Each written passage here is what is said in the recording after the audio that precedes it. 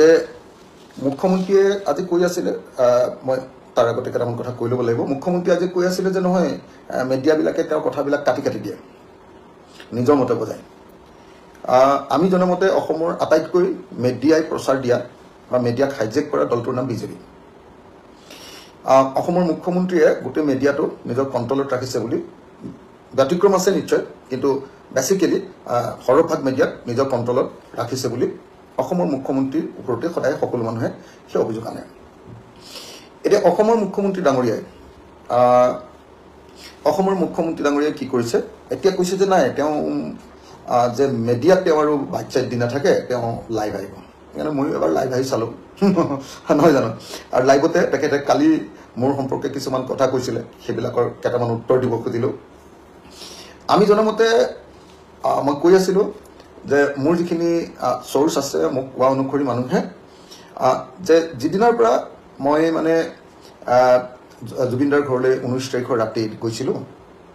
আকৌ 20 তাৰিখ 19 তাৰিখৰ ৰাতিয়ে বোধহয় মই তদন্তৰ দাবী উত্থাপন কৰিছিলোঁ বহুত হাল্লা হুলস্থুল হৈ আছিলে তেতিয়া তথাপি মই কৈছিলোঁ যে না এইটোতো ডাঙৰ ঘটনা কেনেকৈ সাগৰ তেনেকুৱা হ'ব আৰু কোনে লৈ গৈছিলে এইটোৰ ওপৰত তদন্ত হ'ব লাগে তেতিয়া যেতিয়া তদন্তৰ কথা মই ক'লোঁ তেতিয়াই মই জনামতে অসমৰ মুখ্যমন্ত্ৰী ডাঙৰীয়াই তেখেতৰ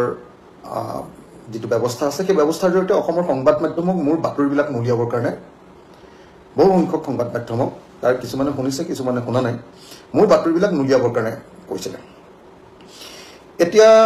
সেইকাৰণে আপোনালোকে নিশ্চয় দেখিছে যে জুবিনদাৰ মৃত্যুৰ পাছত মই কোৱা কথাবিলাক আজিকালি নোলোৱা হৈ গ'ল সংবাদ মাধ্যমত বেছিভাগে নোলায়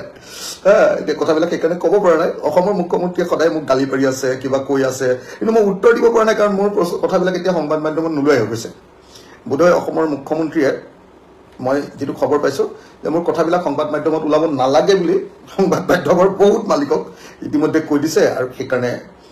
বাতৰিবিলাক আজিকালি মোৰ বাহিৰটো নোলোৱা হৈছে বহুত সংবাদ মাধ্যমে আৰু নিউজটো নোলায় এনেকুৱা হৈছে সেইকাৰণে আজি লাইভতে মুখ্যমন্ত্ৰী অহাৰ নিচিনাকৈ ময়ো চাইলোঁ প্ৰথমবাৰ জীৱনত চাগে লাইভ নেকি জানো ময়ো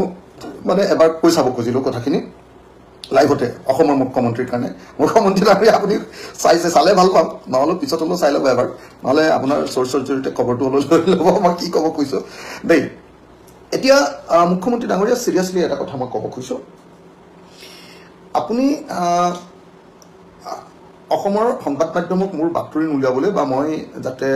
যিখিনি কথা কওঁ প্ৰতিবাদ কৰোঁ হুলস্থুল কৰোঁ এই বাতৰি নুলিয়াবলৈ আপুনি কোৱাৰ উপৰিও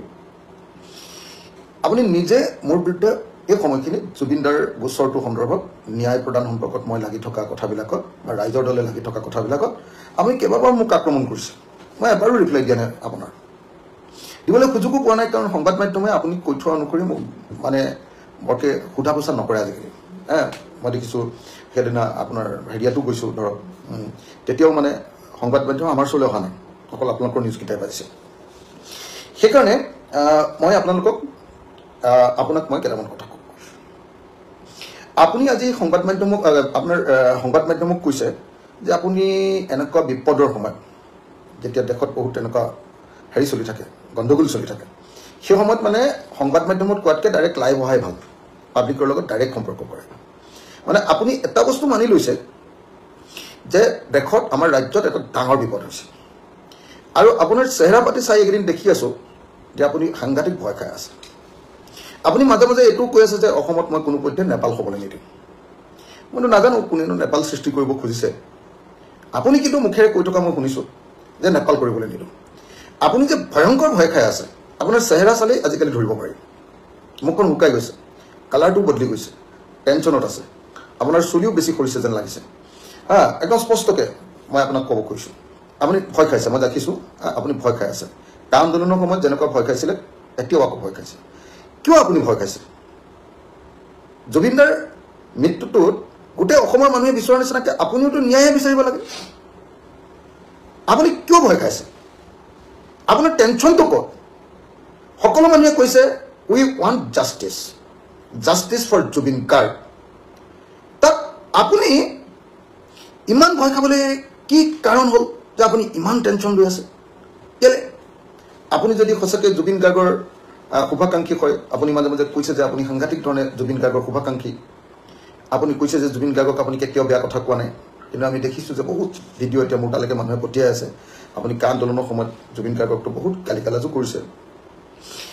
এতিয়া আপুনি জুবিন গাৰ্গক খুব ভাল পোৱা মানুহজন হৈ গ'ল বাৰু সেইটো বেলেগ কথা কিন্তু এতিয়া আপোনাক মই এটা কথা সুধিব কৈছোঁ যে আপুনি ইমান টেনশ্যন খাইছে কিয় গোটেই অসমৰ মানুহে যি সময়ত জুবিন গাৰ্গৰ ন্যায়ৰ কাৰণে মাত মাতি আছে লাখ লাখ মানুহ ৰাজপথলৈ ওলাই আহিছে সেই সময়ত আপুনি তেখেতসকলৰ সমভাগী হৈ সেই আন্দোলনতো যোগদানে কৰা উচিত আছিলে বা সেই আন্দোলনৰ প্ৰতি সমৰ্থনে দিয়া দৰকাৰ আছিলে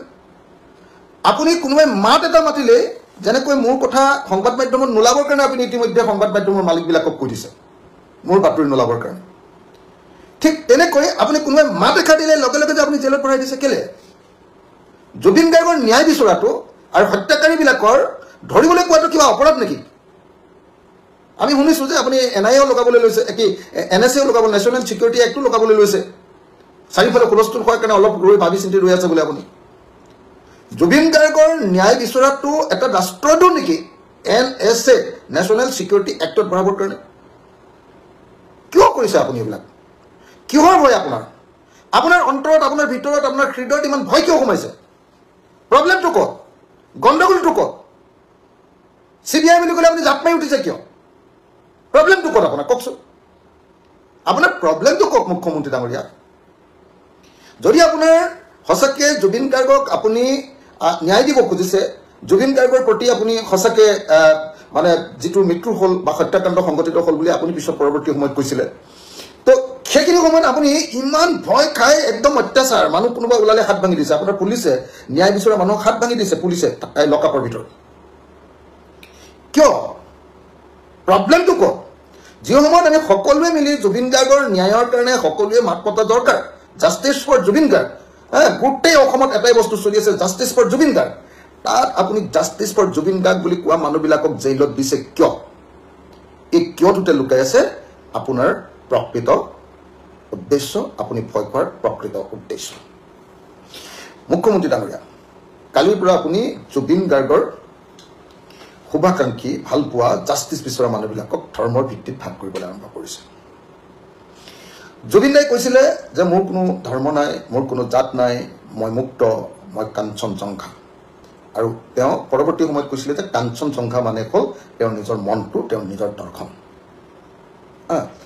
যিজন মানুহে ধৰ্ম আৰু জাতিক ইমান ঘৃণায় সেইজন মানুহে জুবিন গাৰ্গৰ ন্যায়ৰ প্ৰসংগটো আপুনি ধৰ্মৰ কথা উলিয়াইছে কম মমতাজৰ কথা উলিয়াইছে আমি চিনিয়ে নাপাওঁ শুনাই নাম কোনো মমতাজৰ নাম যাক আমি নাজানোৱে আপুনি সেইবিলাক নাম উলিয়াইছে আপুনি আমুকে কোনদিনানো ভাল পাইছিলে তেতিয়া ভাল কোনোবাই নাপাব পাৰে আজি ভাল পাইছে কিনো বেয়া কথা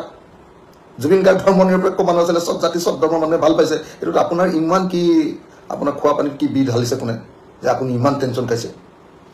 মুখ্যমন্ত্ৰী ডাঙৰীয়া আপোনাৰ টেনশ্যনৰ যিটো কাৰণ সেই কাৰণটো কি বাৰু মই অনুমান কৰি আছোঁ মই আপোনাক 24 তাৰিখে আপুনি এখন মেমৰেণ্ডামৰ কথা কৈছিলে এইখন মেমৰেণ্ডাম মই আপোনাক দিছিলোঁ হয় এখন মেমৰেণ্ডাম মই আপোনাক দিছিলোঁ এই মেমৰেণ্ডামখন মই আপোনাক দিছিলোঁ এই মেমৰেণ্ডামখন 3 পৃষ্ঠাৰ মেমৰেণ্ডাম দিছিলোঁ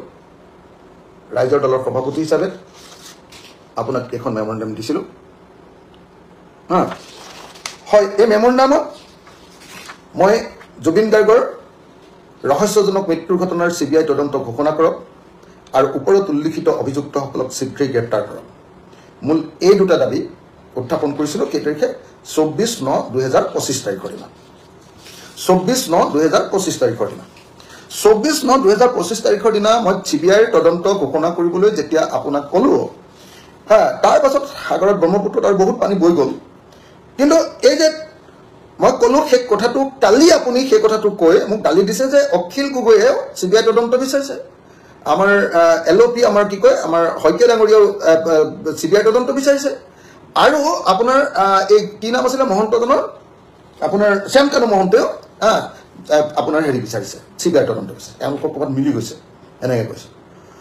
মিলি যোৱাটো আমি এই আপোনাৰ কি মহন্তটোক আপোনাৰ শ্যামকানু মহন্তক বচাবৰ কাৰণে CBI তদন্ত বিচৰা নাই ফচাবৰ কাৰণে মাৰিবৰ কাৰণে আচলকে হেৰি কৰিবৰ কাৰণে CBI তদন্তটো বিচাৰিছিল আৰু লগতে এইটোও কৈছিলোঁ সেই মেমৰেণ্ডামখনত নাই বাৰু কিন্তু এইটোও কৈছিলোঁ সংবাদ মাধ্যমৰ জৰিয়তে যেতিয়া মই আন্দোলনত কৰিছিলোঁ বাৰম্বাৰ কৈছিলোঁ যে এই CBI তদন্ত গুৱাহাটী হাইকোৰ্টৰ চিফ জাষ্টিছ বা এজন কাৰ্যৰত ন্যায়াধীশৰ তত্ত্বাৱধানত হ'ব লাগে তো এই কথাটো কোৱাত আপুনি বেয়া পালে ক'ত আপুনি কালি কৈছে যে আমি CBI তদন্ত বিচাৰি হেৰিয়াক বচাব খুজিছোঁ CBI তদন্ত বিচাৰি আপুনিহে বচাব খোজে আপুনিহে CBIৰ পৰা বাচিছিলে আমিতো জানো আপুনি CBIৰ পৰা কেনেকৈ আৰু EDৰ পৰা বাচিছে আপোনাৰ হেৰি কেলেংকাৰীত কি কয় সাৰদা কেলেংকাৰীত আমি জানো আপুনি কেনেকৈ CBIৰ পৰা উত্তৰ কাছাৰ 1000 কোটি টকাৰ কেলেংকাৰীত বাচিছে আমি জানো এতিয়াও আপোনাৰ ওপৰত CBI কেলেংকাৰী লাগি আছে হেৰিয়াত কি কয় লুই বাজাৰ কেলেংকাৰীত এতিয়াও আপুনি CBI কেলেংকাৰীত লাগি আছে আপোনাৰ আমি জানো তো তেতিয়াহ'লে CBIৰ পৰা বাচিবহে পাৰি নেকি আপুনি চিয়ৰটো জানে নহয় জানো আমিতো ভাবিছিলোঁ যে আমাৰ দেশৰ সৰ্বোচ্চ তদন্তকাৰী সংস্থা এইটোৱে বিদেশত গৈ তদন্ত কৰিলে ভাল হ'ব কেলে মই চাইছিলোঁ যেতিয়া আপোনাৰ জুবিনদাৰ ঘটনাটো ঘটিলে তেতিয়া মই চাইছিলোঁ যে আমিচোন মই যেতিয়া আন্দামান নিকোবৰ দ্বীপপুঞ্জলৈ মোৰ ল'ৰাটো আৰু মোৰ ল'ৰাটোৰ বন্ধুজনক যেতিয়া ফুৰাবলৈ লৈ গৈছিলোঁ লৈ যাওঁতে যেতিয়া ফ্ৰী ডাইভ কৰিছিলোঁ আৰু স্কুপা ডাইভ কৰিছিলোঁ মই নিজে ভয় খাইছিলোঁ স্কুপা ডাইভ কৰি ফ্ৰী ডাইভ কৰিছিলোঁ ডাইভিং আৰু স্কুপা ডাইভিং কৰিছিলোঁ তেতিয়া আমাক এখন ফৰ্ম ফিল আপ কৰিব দিছিলে ফৰ্মখনত মোৰ কি বেমাৰ আছে চব কথা লিখিব লাগে তেতিয়া মই নিজে দেখিছিলোঁ যে মোক সুধিছিলে তেতিয়া যে আপোনাৰ এপিলেপচি আছে নেকি মানে মিগ্ৰী বেমাৰ আছে নেকি তেতিয়াহ'লে আপুনি ডাক্তৰৰ পৰা চাৰ্টিফিকেট আনিব লাগিব এই বুলি কৈছিলে সেইকাৰণে মই কৈছিলোঁ যে চব যে ছিংগাপুৰটো আপোনালোকে কোৱা মতে মইতো ছিংগাপুৰ গৈ পোৱা নাই ছিংগাপুৰ আপোনালোকে গৈ কোৱা মতে যে বহুত ভাল ঠাই বহুত মানে ষ্ট্ৰিক্ট একশ্যন লয় তাতে মই সেইকাৰণে কৈছিলোঁ যে CBI গৈ ছিংগাপুৰত প্ৰথমতে যোনে এই ফ্ৰী ডাইভিং কৰাইছিলে সেই কোম্পানীটো বা সেই সংস্থাটোক গৈ প্ৰথমতে তেওঁলোকৰ ফৰ্মখন চেক কৰিব লাগে ফৰ্মখন ফ্ৰী ডাইভিং কৰিবলৈ লোৱা ফৰ্মখন চেক কৰিব লাগে সেই ফৰ্মখনত একচুৱেলি মই চালোঁ তাৰপিছত মই নিজে উলিয়াই চালোঁ সেই ফৰ্মখন ছিংগাপুৰত উলিয়াই চাই দেখিলোঁ যে তাতো একেটাই কথা আছে যে যদি আপোনাৰ এপিলেপচি আছে সুধিছে আপোনাৰ এপিলেপচি আছে নেকি এইটো প্ৰশ্নৰ উত্তৰ দিব লাগে আপোনাৰ চিগাৰ হৈছিলে নেকি এইটো প্ৰশ্নৰ উত্তৰ দিব লাগে আৰু যদি হৈছিলে তেতিয়াহ'লে আকৌ ডাক্তৰৰ পৰা চাৰ্টিফিকেট আনিব লাগে যে আপুনি সাঁতুৰিব পাৰিব এতিয়া জুবিন গাৰ্গক যে এনেকৈ সাঁতুৰাবলৈ লৈ গৈছিলে তেওঁলোকে জুবিন গাৰ্গৰ এপিলেপচি থকাৰ পাছতো আৰু পূৰ্বতে চিগাৰ কৰাৰ পাছতো চাৰ্টিফিকেট উলিয়াইছিলে নে নাই ডাক্তৰৰ যদি উলিওৱা নাই কাৰ হস্তক্ষেপত এনেকৈ চাৰ্টিফিকেট নোহোৱাকৈ সাঁতুৰিবলৈ পাইছিলে ফ্ৰী ডাইভিং কৰিবলৈ পাইছিলে এইটো তদন্ত কৰিব লাগে মানে আপুনি কওক যে অসম পুলিচে এইটো তদন্ত কৰিব পাৰিবনে নাই ছিংগাপুৰত গৈ সেইটোতো এটা ইণ্টাৰনেশ্যনেল বস্তু ন তো গতিকে মই কৈছিলোঁ যে তাত গৈ CBI গ'লে ভাল হ'ব কাৰণ আমাৰ ভাৰতবৰ্ষৰ সৰ্বোচ্চ তদন্তকাৰী সংস্থা আৰু এজন শিল্পীৰ হত্যাকাণ্ডত নিশ্চয় CBI হেৰি নকৰিব তাৰমানে CBI শিল্পীৰ সেই হত্যাকাণ্ড ঘটনা যদি ইয়াত ডাঙৰ পলিটিচিয়ান জড়িত নাই তেতিয়াহ'লে CBI নিৰপেক্ষ তদন্ত কৰিব মই এনেকৈ ভাবিছিলোঁ গতিকে CBI তদন্ত ডিমাণ্ড কৰিছিলোঁ আৰু কৈছিলোঁ যে সেই CBI তদন্তটো চাই থাকিবৰ কাৰণে গুৱাহাটী হাইকোৰ্ট বা সুপ্ৰিম কোৰ্টৰ জাষ্টিছ এজনক দায়িত্ব দিব লাগে যাতে তেওঁৰ তত্ত্বাৱধানতে হেৰি হয় মই এই কথা কোৱাটো যদি মোৰ অপৰাধ হয়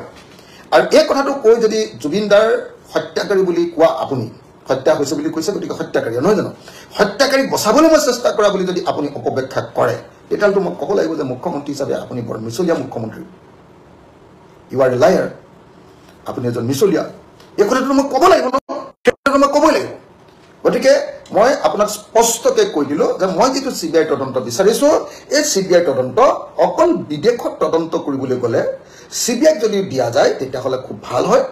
আৰু তেতিয়া ভালকৈ তদন্ত কৰিব পাৰিব আৰু মই কৈছিলোঁ যে তাৰ লগতে ইণ্টাৰনেশ্যনেল তদন্তকাৰী সংস্থাবিলাকৰো ছাপোৰ্ট ল'ব লাগে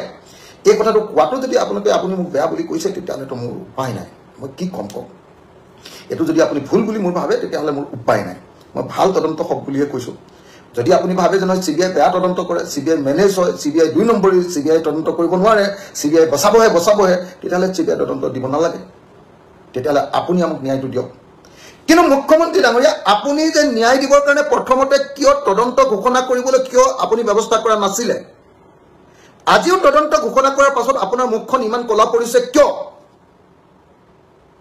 মোৰ মোবাইলৰ বেটাৰীটো অলপ কমিছে মই অকণমান 2 মিনিটৰ পাছত আপোনাক অকণমান বেটাৰী চাৰ্জ কৰি আকৌ এই প্ৰশ্নটোকে আকৌ আপোনাক সুধিম ধন্যবাদ মই আকৌ 2 মিনিটৰ পাছতে আপোনাৰ প্ৰশ্নটো এইটো লগাব পৰা যাব নেকি চাৰ্জ কৰিব পৰা যাব নেকি চাৰ্জ বোলে কৰিব পৰা যাব এনেকৈ কৰিব পৰা যাব তেতিয়াহ'লে মই কণ্টিনিউ কৰোঁ মই তেতিয়াহ'লে কণ্টিনিউ কৰোঁ চাৰ্জ কৰিব পৰা যাব বুলি কৈছে এইটোত কিবা এটা দি দিয়া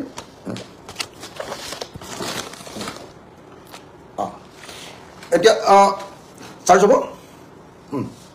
চলি যাবনে তেতিয়াহ'লে মই কৈ আছিলোঁ যে মুখ্যমন্ত্ৰী ডাঙৰীয়া 24 তাৰিখৰ দিনা আপোনাক মেমৰেণ্ডাম দিলোঁ হয় আপুনি ঠিকেই কৈছে আপোনাৰ মেমৰেণ্ডামত মই কৈছিলোঁ যে আপোনাৰ ওপৰত আমাৰ বিশ্বাস নাই আপোনাৰ তদন্তৰ ওপৰত আমাৰ বিশ্বাস নাই বুলি আমি কৈছিলোঁ কাৰণ আপুনি অসমত কেলে কৈছিলোঁ জানেনে আপুনি অসমত নিজে পুলিচৰ চিপাহীও আপুনি অসমত নিজে OCও নিজে SPও নিজে DGPও আপুনি CID অফিচাৰো আপুনি তদন্তকাৰী IO আৰু আপুনি CIDৰ হেডো আপুনি যিবিলাক কথা CBI বা কি অসম পুলিচে ক'ব লাগে সেই কথাবিলাক আপুনি নিজে কৈ চাওক আপুনি পৰীক্ষাৰ ৰিজাল্ট যেনেকৈ নিজে দিয়ে যেটো সেৱাই কৰিব লাগে কাউন্সিলে কৰিব লাগে এবিলাক আপুনি নিজে নিজে কৈ থাকে নিজে জানে আৰু আপোনাক সেইকাৰণে সবে হিটলাৰ বুলি কয় সব কাম আপোনাৰ নিজৰ মতে হ'ব লাগে সেইকাৰণে মই কৈছিলোঁ যে নহয় আপুনি আপোনাৰ হেৰিয়াত থকা সংস্থাক যদি দিয়ে তেতিয়াহ'লে এই তদন্তটো হেৰি নহ'ব কাৰণ আমি জানো সকলো অসমৰ মানুহে জানে যে জুবিনদাৰ লগত আপোনাৰ এটা সংঘাত আছিল কা আন্দোলনৰ সময়ত আপোনালোকে প্ৰত্যক্ষ সংঘাতত আহিছিলে আৰু জুবিন দায়ে পলিটিক্স নকৰিবা বুলি আপোনালোকৰ বিৰুদ্ধে সৰ্বানন্দ আৰু হিমন্ত বিশ্ব শৰ্মাৰ বিৰুদ্ধে গানে লিখিছিলে আপোনালোকে যে ধৰ্মৰ ৰাজনীতি কৰে সেই কথাটো লিখি দিছিলে জাতপাতৰ ৰাজনীতি কৰে সেইটোও গাই দিছিলে গতিকে আপোনালোকৰ লগত যে জুবিন দাৰ এটা ডাঙৰ আদৰ্শগত সংঘাত আছিলে জুবিন দাই যে নিজকে সমাজবাদী বুলি কৈছিলে আৰু সাম্প্ৰদায়িকতাক যে ঘিণ কৰিছিলে আৰু জাতপাতৰ কথা যে ঘিণ কৰিছিলে এই কথাটো নহয় গতিকে আপুনি সেইকাৰণে মই ভাবোঁ যে হেৰি কি কয় আপোনাৰ আপুনি সেইকাৰণে আপোনাৰ সংস্থাটো কি কয় CIDক আমি বিশ্বাস কৰা নাই কাৰণ CID গোটেই কথাখিনি আপুনিয়ে লিখিব যেন লাগে আপোনাৰ বৰ কাৰবাৰবিলাক ঠিক নহয় আপুনি একদম হেৰি এতিয়া চব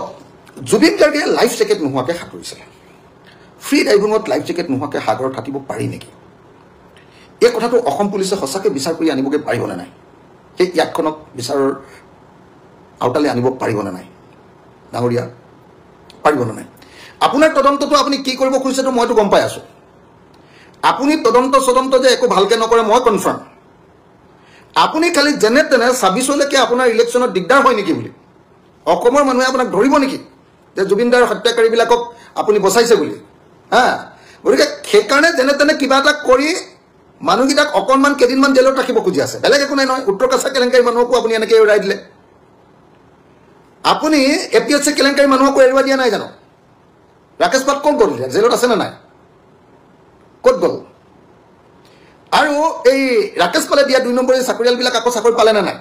কোৰ্টে কি অৰ্ডাৰ দিলে কাৰ কাৰণে দিলে কিয় হ'ব মুখ্যমন্ত্ৰী কোন এতিয়া কোন আপোনাৰ ওপৰত অভিযোগ আহিছিলে নে নাই বাৰু APSC কেলেংকাৰী গতিকে কথাটো আপুনি বুজিব লাগিব যে আপোনাৰ CIDক বিশ্বাস নকৰাটো সকলো মানুহৰ অধিকাৰ আছে কাৰণ আপুনি যি কাম কৰে সেই কাম একদম সব কথা আপুনি চিপাহীও আপুনি OCও আপুনি IO আপুনি SPও আপুনি DGPও আপুনি DIGও আপুনি IGPও অসমখন অকল আপুনি হয়নে নহয় কওক আপুনি কাকো কৰিবলৈ নিদিয়ে একো কাম অকল সব আপোনাৰ মতে কৰে সেইকাৰণে আমি কৈছোঁ নিৰপেক্ষ এটা তদন্ত হ'ব লাগে এতিয়া মই জানো যে আপুনি বেলেগ একো কৰিব খোজা নাই কিবা এটা কৰে এই কেছটো আপুনি প্ৰথমতে ঢিলাকৈ বনালে হত্যাৰ গোচৰ নলগালে তাৰপিছত যেতিয়া হাল্লা হৈ গ'ল গোটেই অসমত তেতিয়া ভাবিলে যে ফটককৈ বেল পাব এতিয়া গতিকে আপুনি হত্যাৰ গোচৰটো লগাই দিছে এতিয়া এইটো আগতে লগাবলগীয়া ঘটনা আছিলে আপুনি যিটো ছেকশ্যন লগাইছিলে সেইটোতো হত্যা নোহোৱা কি কয় নট এমাউণ্টিং টু মাৰ্ডাৰ লগাইছিলে আপুনি ছেকশ্যন তাৰপাছতহে আপুনি এতিয়া ভয় খাই মানুহে দেখিলে যায় এতিয়া যদি বেল পাই যায় এইটো হাল্লা হৈ যাব তাৰপাছতো আপুনি ভয় খাই আছে যে না আকৌ বেল পাব এওঁলোকে কাৰণ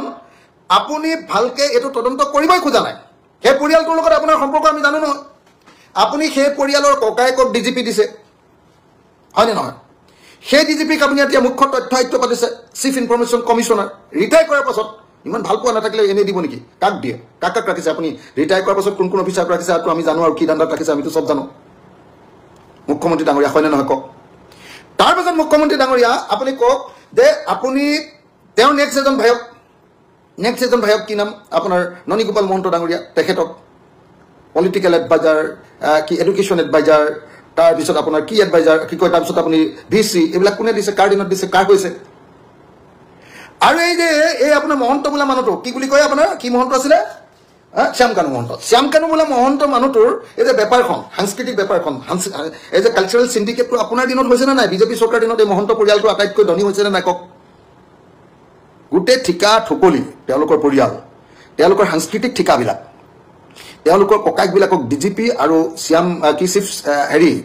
কি ইনফৰমেশ্যন কমিশ্যনাৰ আৰু তাৰ পাছত আৰু এজন ভায়েকক আপুনি প্ৰথমতে পলিটিকেল কি এডভাইজাৰ এডুকেশ্যন এডভাইজাৰ তাৰপিছত কি পাতিলে এতিয়া আপোনাৰ BC এইবিলাক কোনে পাতিছে দেখান আমি দেখি থকা নাই গ্ৰাফডাল এই যে পইচা পোৱাৰ গ্ৰাফডাল আপুনি চাবচোন 2016 চনৰ পৰা আৰম্ভ কৰিছে শ্যাম কানু মহন্তই পইচা পুৰা আপোনালোকৰ চৰকাৰৰ পৰা পাইছে চেণ্ট্ৰেল গভৰ্ণমেণ্টৰ পৰা পাইছে কোনোবাইতো ঠিকেই কৈছে যে এতিয়া এই গোটেই পইচা পোৱাৰ কাহিনীটো তাৰ কোন কোন মানুহ জড়িত হৈ আছে আপুনি নিজে এইটো প্ৰত্যেকটো ডিপাৰ্টমেণ্টক 30 লাখকে দিবলৈ কৈছিলে হয়নে নহয় কওক এবাৰ হেৰি কৰিবৰ কাৰণে কি কয় ছিংগাপুৰত হেৰি কৰিবৰ কাৰণে তদন্ত কি কয় আপোনাৰ শ্যাম কানুৰ এই ফাংচনটো পাতিবৰ কাৰণে কি বুলি কয় নৰ্থ ইষ্ট ফেষ্টিভেল পাতিবৰ কাৰণে সব ডিপাৰ্টমেণ্টক 30 লাখকে দিবলৈতো আপুনিয়ে কৈছিলে নহয় কৈছিলে নাই কওক আপুনি হয়নে নহয় আৰু আপুনিতো আৰু মানে এই যে গোটেই শ্যাম কানু মহন্তৰ ঘৰ তেওঁলোকৰ পৰিয়াল এই পৰিয়ালটোৰ লগত আপোনাৰ ৰাজনৈতিক কেৰিয়াৰটো জড়িত হৈ আছেনে নাই বাৰু আপুনি বিজেপিত সোমোৱাৰ আগত মিটিংবিলাক যিবিলাক হৈছিলে কাকাৰ ঘৰত হৈছিলে কোনে কোনে কৰিছিলে কোনে কোনে হেল্প কৰিছিলে আপোনাক কি কাৰণে আপুনি পলিটিকেল এডভাইজাৰ পাতিছিলে কি কাৰণে আপুনি BC পাতিছে কি কাৰণে আপুনি তথ্য আয়ুক্ত পাতিছে কি কোনেও নাজানে এতিয়া শ্যাম কানুক আপুনি খুব বেয়া পায় এইবিলাক কৈ দিলে আমি মানি ল'ব লাগিব আপোনাৰ কথা মানি ল'ব লাগিব নহয় জানো আমি শ্যাম কানুক আপুনি খুব বেয়া পায় বুলি কৈ দিলে এতিয়া আমি মানে আপুনি পূবে বেলি উঠে বুলি ক'লেও মানি ল'ব লাগিব পশ্চিমে বেলি উঠি বুলি ক'লেও মানি ল'ব লাগিব নহয় জানো মুখ্যমন্ত্ৰী ডাঙৰীয়া হয়নে নহয় মুখ্যমন্ত্ৰী ডাঙৰীয়া তো আপোনাকতো কোনেও এনেকৈ ক'ব নোৱাৰে মই কৈছোঁ কাৰণে আপুনি চাগে আকৌ আজি বাকী মোক আৰু আপুনি বুদ্ধি উলিয়াই কি কয় বাৰু কওকচোন বাৰু দেখা যাওক কি হ'ব তো এটা কথা মোক আপোনাক কওক আপুনি মোক এটা কথা কওক মুখ্যমন্ত্ৰী ডাঙৰীয়া যে আৰু এটা কথা মই মানে CBI কথাটো এইকাৰণে কৈছিলোঁ এটা প্ৰধান কাৰণ ইয়াত লিখিয়ে দিছোঁ মই এইটো যে CBI তদন্ত কৰাটো এইকাৰণেও প্ৰয়োজন আছিলে যে আপোনাৰ ৱাইফ আমাৰ সন্মানীয় বৌ ৰিণিকী ভূঞা শৰ্মা ডাঙৰীয়ানী তেখেতো এই নৰ্থ ইষ্ট ফেষ্টিভেলৰ লগত জড়িত আছিলে বুলি ছিংগাপুৰৰ ফেষ্টিভেলখনৰ লগত জড়িত আছিলে বুলি আমি চাৰিওফালৰ পৰা শুনা পাই আছোঁ মুখ্যমন্ত্ৰী ডাঙৰীয়া আপোনাৰ পত্নী আমাৰ সন্মানীয়া আমাৰ বৌ ৰিণিকী বৌয়ে বোলে শ্যাম কানুৰ এই ফাংচনটোত বোলে মানে ছিংগাপুৰত বোলে তাত গৈ হেৰি কৰিছিলে হয়নে আপোনাৰ ফেশ্বন শ্ব'টো যেটো ফেশ্বন শ্ব' হৈছিলে সেই ফেশ্বন শ্ব'টোৰ প্ৰযোজক আছিলে ৰিণিকী বৌ ন মই শুনামতে এইটো নহয় যদি শুদ্ধ কৰি দিব দেই আপুনি এবাৰ কৈছে যে সংবাদ মাধ্যমক নকওঁ মই লাইফতে শুদ্ধ কৰি দিব মোকতো ইমান দিন গালি দিলে মই আজিয়ে দিছোঁ অকণমান আপোনাক এতিয়া মই সেইকাৰণে আপোনাক কৈছোঁ যে চাওক যে আপোনাৰ ৱাইফে যদি সঁচাকৈ তাত সেই পাৰ্টটো সেই ফেষ্টিভেলৰ পাৰ্ট আছিলে তেতিয়াহ'লে আপোনাৰ CIDয়ে কি তদন্ত কৰিব কওক সেইবিলাকতো লুকুৱাবই লাগিব হয়নে নহয় কওক তাত আপোনাৰ ৱাইফে মানে আমাৰ মৰমৰ বৌয়ে ৰিণিকী বৌয়ে যদি তাত প্ৰযোজনা কৰিছিলে ফাইনেন্স কৰিছিলে স্পন্সৰ কৰিছিলে বা সেই অনুষ্ঠানটো পৰিচালনা কৰিছিলে তাত ইনভেষ্ট কৰিছিলে তেতিয়াহ'লে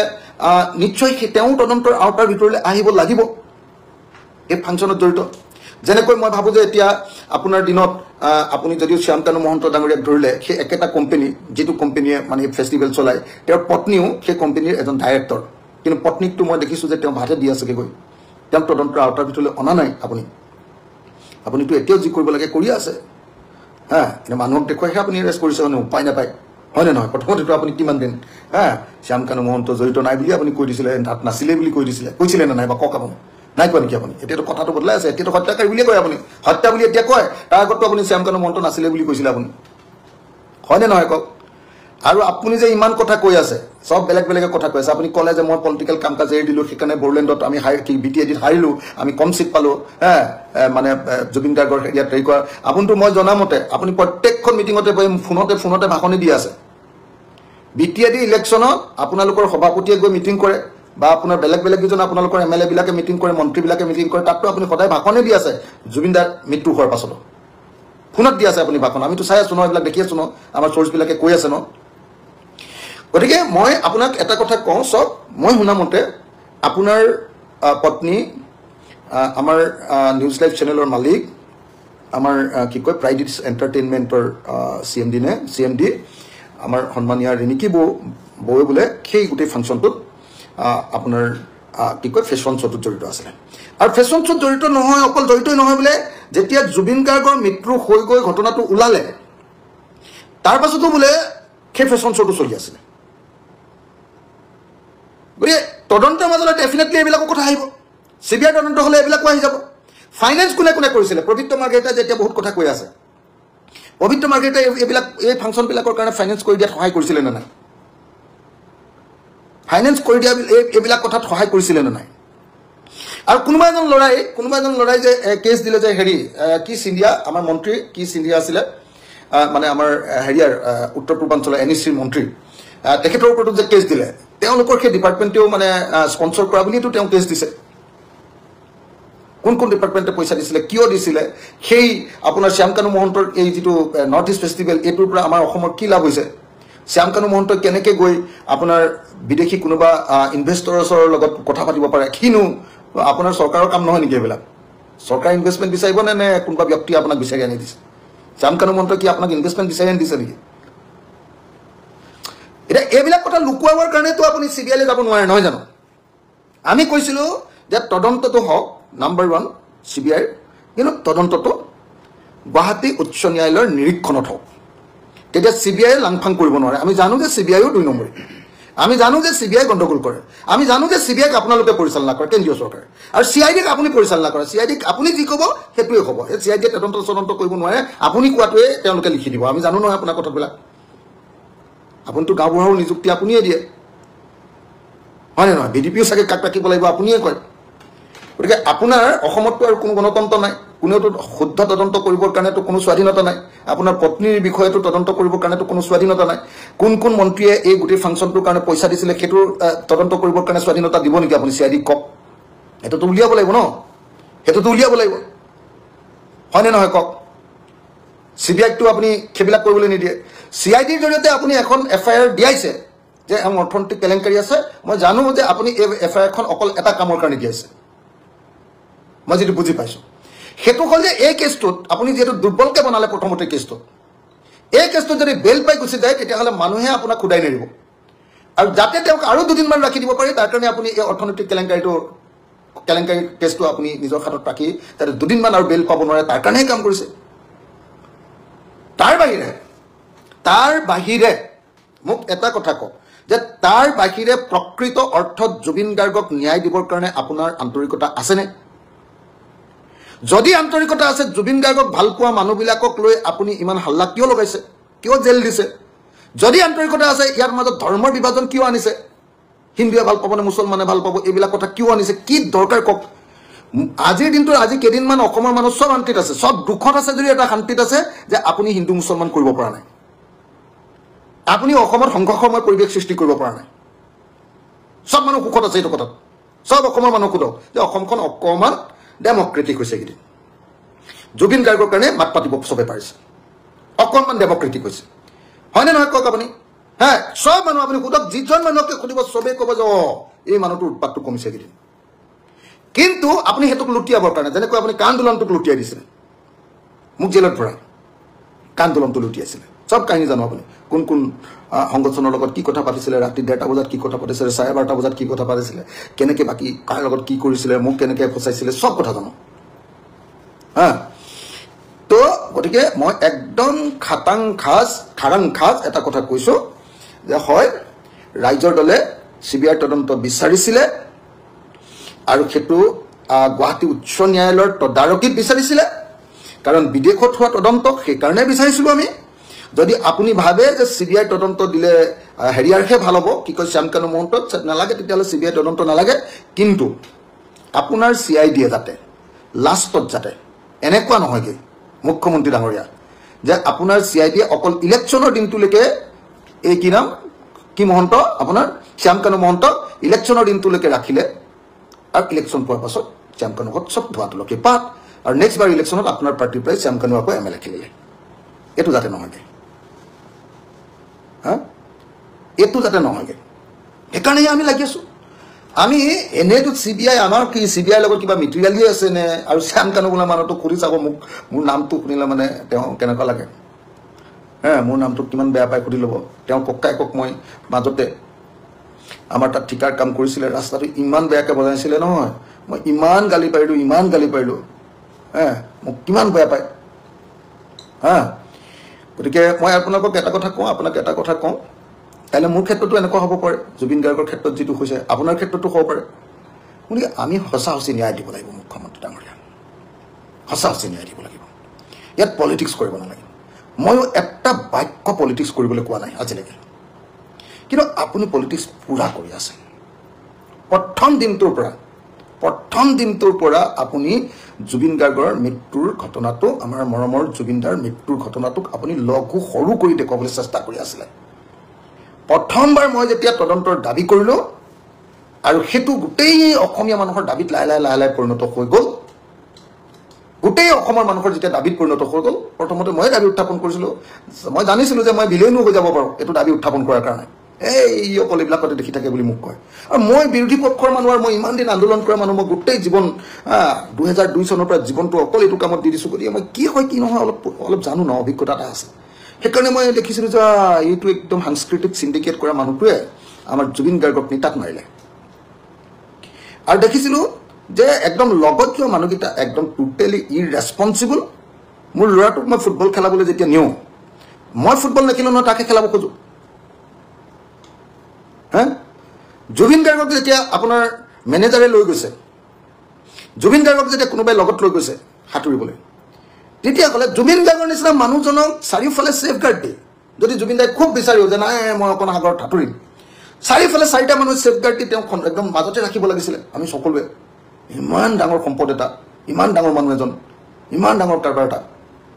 অসমীয়া জাতিৰ কাৰণে দিল কা ধৰকন, হৃদস্পন্দন, সেই মানুহজনক কেনেকৈ আপুনি চাওকচোন, নিজে চাওকচোন কেনেকৈ সাঁতুৰিবলৈ দিছে। মানুহটো লেবেজান হৈ পৰি গৈছে। তাৰপিছত আকৌ খোলা গাড়ী সাঁতুৰিবলৈ দিছে। সাগৰত কোন মানুহে খোলা গাড়ী সাঁতুৰে? কোন মানুহে সাঁতুৰে কওকচোন আপুনি? ইমান দূৰলৈকে কোন মানুহে খোলা গাড়ী সাঁতুৰে? এইটোতো মানে হেৰিয়াত মানে কি কয় আপোনাৰ, হেৰিয়াত ওলাই নে নোলাই নাজানো, হত্যাকাণ্ড বুলি কি কয় আপোনাৰ এইখনত মৰণোত্তৰ পৰীক্ষা। কিন্তু এইটো দেশতে হত্যাকাণ্ড, আৰু চিধা হত্যাকাণ্ড। সেই মানুহজনক, এজন মানুহ যাৰ গাটো বেয়া, যাৰ একদম নিজে দেখোঁতে আপুনি দেখিছেনে নাই, এই ইয়াতখনৰ পৰা জাপ মাৰিবলৈ যোৱাৰ আগতে ভৰিটো কঁপি আছে, এনেকৈ ভৰিটো এনেকুৱা হৈ আছে। সেই মানুহজনক আকৌ জঁপিয়াবলৈ হেৰি কৰিছে, সেই আমুকলৈ যাব লাগিব বুলি কৈ আছে। এইবিলাক প্ৰত্যেকটোৱে হত্যাকাণ্ডৰ কাৰণে উচ্চতনী। এইটো বেলেগ কথা বাদ দিয়ক, একদম প্ৰথম দৃষ্টিতে আপুনি হত্যাকাণ্ড বুলি কেছ দিব লাগে। কিয় আপুনি নট এমাউণ্টিং টু মাৰ্ডাৰ লগাইছিলে? আপোনাৰ নিৰ্দেশতেতো লগাইছিলে ন। আপুনিতো OCও, আপুনি চিপাহীও, আপুনি IO, আপুনি SPও, আপুনি DGPও, চবতো আমিতো জানো না, গোটেই অসমখনত চাই আছোঁ না, একদম ওচৰৰ পৰা। এইবাৰতো বিধায়ক হিচাপে ওচৰৰ পৰা আপোনাৰ কাৰ্যকলাপবিলাক চালোঁ ন। একদম ডেমক্ৰেটিক স্পেচ নাই না আপোনাৰ তাত, একেবাৰে নাই ন। গতিকে মই এটাই কথা আপোনালোক ক'ব খুজিছোঁ, মুখ্যমন্ত্ৰী ডাঙৰীয়া, হেৰিটো বন্ধ কৰক, এই সাম্প্ৰদায়িক ৰাজনীতিটো বন্ধ কৰক। জুবিন দাই সেইখনক সময় কৰিব খুজিছিলে। জুবিন দাই বিচাৰিছিলে যে হিন্দু মুছলমানৰ কথা নাই, আনকি জুবিন দাই বামুণ সুধীৰো কথা নাছিলে, বুজিছেনে নাই। জুবিন দাই আপোনালোকে পিন্ধা যিডাল হেৰি কি কয় আপোনাৰ লগুণডাল ছিঙি দিছিলে। মই ক'লেতো এইটো বেয়াই পাব আপোনালোকে। তো সেই লগুণডাল ছিঙি দিছিলে জুবিন দাই নিজেই, আৰু ছিঙি দি কৈছিলে মই 18 ৰচি কৰিছোঁ, এনেকৈ কৈছিলে। তাৰমানে কি, তেওঁ বৰ্ণবাদী ব্যৱস্থাত বিশ্বাস নকৰে, যিটো RSS আৰু BJPয়ে বিশ্বাস কৰে। যিটো আপোনালোকে ব্ৰাহ্মণ্যবাদ প্ৰতিষ্ঠা কৰিব খোজে দেশত, সেইটোৰ তীব্ৰ বিৰোধী আছিলে এজন ব্ৰাহ্মণ মানুহ জুবিন গাৰ্গ। গতিকে আপুনিতো ভিতৰৰ পৰা বেয়া পায় বুলি মই জানোৱেই। আপুনি 24 ঘণ্টা হিন্দু মুছলমানৰ ৰাজনীতি কৰে। জুবিন গাৰ্গে কি ক'লে? পলিটিক্স নকৰিবা বন্ধ। কি বুলি ক'লে? হিন্দু মুছলমান এইটো নকৰিবা বন্ধ। এইটো কৰি তোমালোকে কেনেকৈ কৰি আছা এইটো আমি জানো, বন্ধ। কাক ক'লে? আপোনাক আৰু সৰ্বানন্দ সোণোৱালকে ক'লে, হয়নে নহয় কওক আপুনি? আপোনালোককেতো ক'লে ন। তাৰ পাছত আপুনি আকৌ কালিৰ পৰা আৰম্ভ কৰিছে হিন্দু মুছলমানৰ ৰাজনীতি, আকৌ আৰম্ভ কৰিছে। সেইকাৰণে মই লাইভত আহি ক'লোঁ, মুখ্যমন্ত্ৰী ডাঙৰীয়া অকণমান নিজৰ কামৰ জৰিয়তে হেৰি লওক না। আপুনি কৈছে যে মই দলং নবনালোঁ নেকি বুলি ভোট বিচাৰক, আৰে দলংটো নবনালে। আপুনিতো কি কয় আপোনাৰ মাজুলীলৈ যোৱা দলংখন গৌৰৱ গগৈ জিকাৰ লগে লগে মাজুলীৰ দলংখন বন্ধ কৰি দিলে। আপুনি বন্ধ কৰিলে, মই কনফাৰ্ম। গোটেই টিমটোক লৈ গ'ল, তাত কনষ্ট্ৰাকশ্যনৰ গোটেই টিমটোক লৈ গ'ল। এদিন মোক আপোনাৰ মন্ত্ৰী এজনে ডাইৰেক্টলি কৈছিলে যে হৈ গ'ল, গৌৰৱ গগৈ জিকাইছে, মাজুলীৰ দলং কোনো পধ্যে নহ'ব, আমি গোটেই মানুহে উঠাই লৈ গ'লো, নাই কৈছে। এই মানুহ গুচি গ'ল, আকৌ থবাই নাই কৈছিলে। আপুনি সঁচাকৈ উন্নয়ন মানে একোটো উন্নয়ন হোৱা নাই নহয় ৰাস্তা পদূলি দুটামান হৈছে আৰু মেইনলি বেচিকেলি অসমত অকণমান আপুনি অভাৰব্ৰিজ কেইখন বনাইছে দুটামান এটামান ৰাস্তা পদূলি হৈছে আৰু মথাউৰি কেইটামান হৈছে এইটোৱে হৈছে না তাৰ বাহিৰেতো বেলেগ একো হোৱা নাই না আমাৰ গোটেই অসমৰ মানুহ চব বাহিৰত কাম কৰিবলৈ গৈছে নাই কোনো ব্যৱস্থা নাই চব গাঁৱত দুটাই বস্তু এতিয়া প্ৰফেশ্যন মুখ্যমন্ত্ৰী ডাঙৰীয়া এটা প্ৰফেশ্যন হ'ল হাজিৰা মিস্ত্ৰীৰ লগত যোগালী কৰা দৈনিক মজুৰি ডেকা ল'ৰা ছোৱালীবিলাকৰ আৰু 2 নম্বৰ প্ৰফেশ্যনটো হ'ল বেংগলোৰ চেন্নাই কেৰালাত গৈ চিকিউৰিটি গাৰ্ড কৰা আপুনি একো কৰিব পৰা নাই চেঞ্জ একো আনিব পৰা নাই আপুনি একোৱেই কৰিব পৰা নাই আপুনি উন্নয়নমূলক কামৰ ভিতৰত অভাৰব্ৰিজ কেইখনমান বনাইছে আৰু চবেই অভাৰব্ৰিজ কেইখনৰ কথা কৈ আছে কেলে আপুনি বনাইছে তাৰবাবে কি কৈছে আপুনি কওক সঁচা কথা কওকচোন এটা ডিবেট দিয়কচোন পাৰে যদি আপুনি যে কাম কৰা নাই এইকাৰণে মই ভাবোঁ মোৰ কাৰণে বহুত ভাগ্যৰ কথা যে মই যিটো দৰ্শনত বিশ্বাস কৰোঁ সমাজবাদ এতিয়া মই বামপন্থী বুলি ক'লে আপোনালোকে জাপ পাই উঠে এই মাওবাদী এনেকৈ বুলি ভূপে কি কয় আপোনাৰ হেৰিয়ে যে কৈ দিলে জুবিন দাই কি বুলি ক'লে মই ছ'চিয়েলিষ্ট মই লেফটিষ্ট মোকটো আপুনি লেফ্ট পেজ বুলি ক'লে একদম হয় মাৰিয়ে পেলাওঁ যেন কৰে লেফটিষ্ট তেনেকৈ কয় হয়নে নহয় ভূপেন দা কি আছিলে লেফটিষ্ট সমাজবাদী তেওঁ প্ৰত্যেকটো গানত সমাজবাদ ব্যৱস্থাৰ ছিষ্টেমৰ বিৰুদ্ধে তেওঁলোকৰ যুঁজ আছিলে বিষ্ণু ৰাভা কি আছিলে বিষ্ণু ৰাভাৰ কথাটো ক'বই নালাগে আৰু একেবাৰে সমাজ পৰিৱৰ্তনৰ কাৰণে হাতত অস্ত্ৰই তুলি লৈছিলে আমাৰ জ্যোতিপ্ৰসাদ কি আছিলে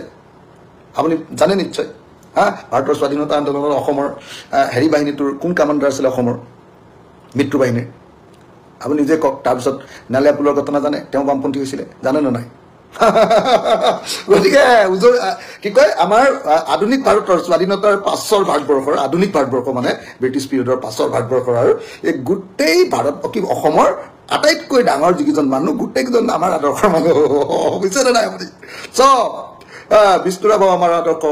জ্যোতিপ্ৰসাদো আমাৰ আদৰ্শ ভূপেন হাজৰিকাও আমাৰ আদৰ্শৰ আৰু জুবিন গাৰ্গো আমাৰ আদৰ্শৰ মানুহ সেইকাৰণে জুবিন দাক আমি প্ৰাণৰ পৰা ভাল পাওঁ ধৰ্মৰ ৰাজনীতি নকৰে জাতৰ ৰাজনীতি নকৰে গোসাঁই মানুহক কি বুলি কৈ দিছিলে সত্ৰত দেখিছেনে নাই আপুনি কি বুলি কৈ দিছিলে জুবিন দাই চাব কেতিয়াবা এইবিলাক নামানে আপোনালোকৰ নিচিনা গেৰুৱা পাৰ্টি নহয় এইটো সেইকাৰণে আপুনি বেয়া পায় জুবিন গাৰ্গক সেইকাৰণে আপুনি এই তদন্তটো উল্টা পুল্টা কৰিব খুজি আছে সেইকাৰণে আপুনি মহন্তৰ পৰিয়ালটো বচাব খুজিছে শৰ্মাৰ মহন্তৰ বুদ্ধিত নহ'ব তদন্ত হ'ব লাগিব ভালকে উই ৱান্ট জাষ্টিছ ফৰ জুবিন গাৰ্গৰ মৃত্যুৰ প্ৰকৃত তদন্ত যিদিনালৈকে নহ'ব মুখ্যমন্ত্ৰী ডাঙৰীয়া আপুনি যি কৈ থাকক কালি অল পাৰ্টি আমি ৰাইজৰ দলে অল পাৰ্টিক মাতিছিলোঁ অপজিশ্যনৰ সকলো পাৰ্টি আহিছে আৰু সকলো পাৰ্টিয়ে সিদ্ধান্ত লৈছে যে যেতিয়ালৈকে ন্যায় নাপাব অল পাৰ্টিয়ে এইটোৰ ওপৰত নজৰ ৰাখি আগবাঢ়ি যাব সেইকাৰণে অসমৰ মুখ্যমন্ত্ৰী ডাঙৰীয়া আপোনাক অকণমান উন্নয়নমূলক কাম কৰিবলৈ চেষ্টা কৰিবলৈ অনুৰোধ কৰিলোঁ হিন্দু মুছলমানৰ ৰাজনীতিটো বন্ধ কৰক জুবিন গাৰ্গক লৈ পলিটিক্স কৰা বন্ধ কৰক জুবিন গাৰ্গক প্ৰকৃত ন্যায় দিয়ক আৰু প্ৰকৃত অৰ্থত তদন্ত কৰি ছাবষ্টেঞ্চিয়েল মেটেৰিয়েল গোটাবলৈ দিয়ক অকল এনেই ৰখাই থক কেইদিনমান বুলি কৈ কেইদিনমান আমাৰ আগত দেখুৱাই তাৰপিছত গোটেই কেছটো ফু কৰি দিলে নহ'ব একদম সুধাই নেৰো আপোনাক ধন্যবাদ জয় অসম